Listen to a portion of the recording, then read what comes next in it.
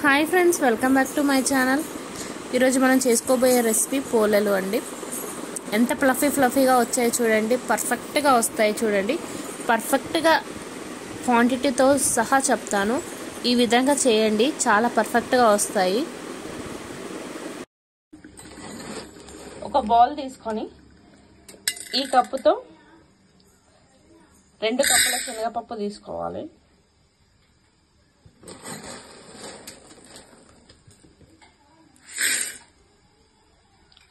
కడగాలండి, కడిగి స్టవ్ పైన పెట్టుకోవాలి.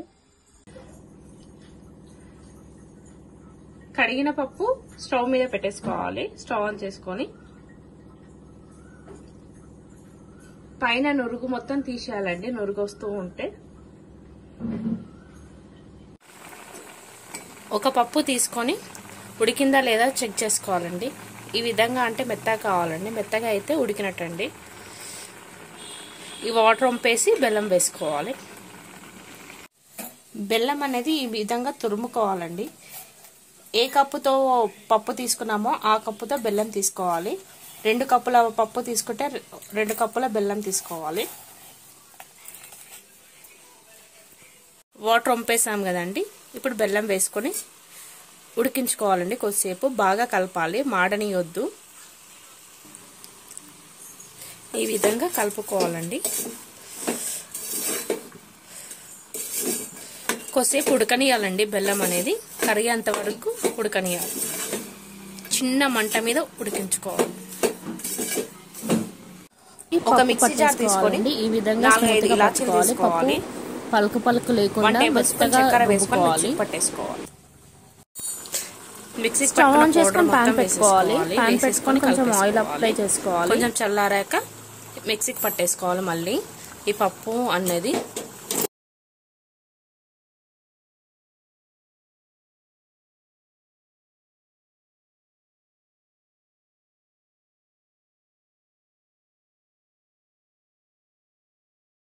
ఒక ప్లేట్ తీసుకొని ఈ బట్ట చుట్టుకోవాలండి.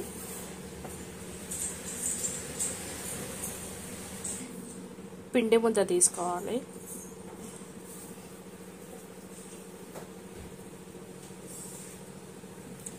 ఈ విధంగా హోల్స్ చేయాలి మధ్యలో.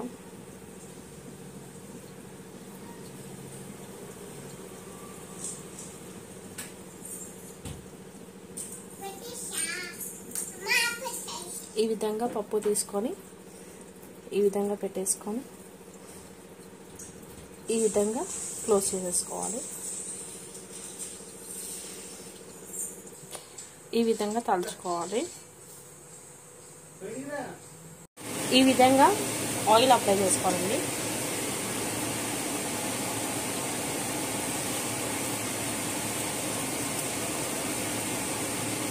నెమ్మదిగా ఈ విధంగా వేసేసుకోవాలి.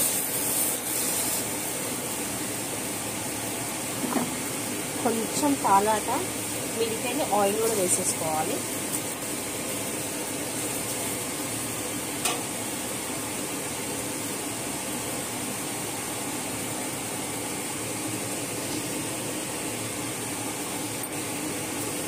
ఈ విధంగా పొంగుతాయండి, బాగా పొంగుతాయి. రెండో వైపు తిరిగేసుకోవాలి. నెమ్మదిగా తిరిగేసుకోవాలండి.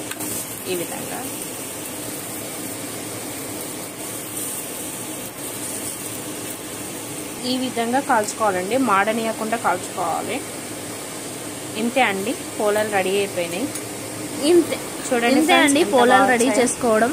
మీరు కూడా ఇంట్లో ట్రై చేసి మీ ఫ్రెండ్స్కి, రిలేటివ్స్కి షేర్ చేయండి, కామెంట్ చేయండి, లైక్ చేయండి, నా ఛానల్ని సబ్స్క్రైబ్ చేసుకోండి. Thank you for watching. ఏది ఇచ్చుకపోకుండా నీట్గా పర్ఫెక్ట్గా వచ్చాయి చూడండి.